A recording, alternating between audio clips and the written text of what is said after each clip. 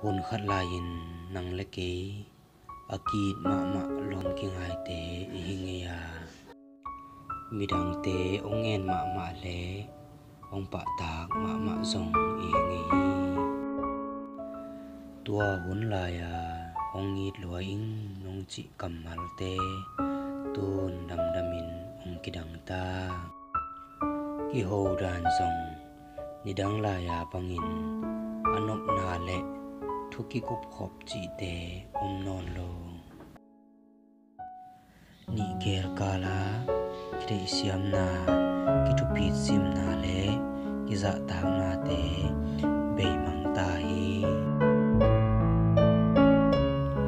a hi zongin ken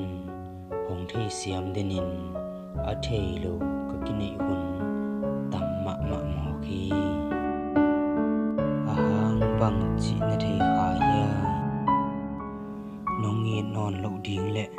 agam le pia nong tai san ding ka da lot mani nang to hi pe uleng chi ngai su na to ham sat na te chilum val komin a thuak zo kai ai songin a top na ki nong tai san ve mo khi nang khial ke chia ama ke sangin ki ching zoi ven mo aman ke sang na lo kim sak zu so in te ke hi le akom khat pan ong in ma kha ke mani inop sak te le iwa khop te sun la zanin ka ngai sun na ong no kha ze chia ka hei suk ka hei to na pewa khat tang lung zuang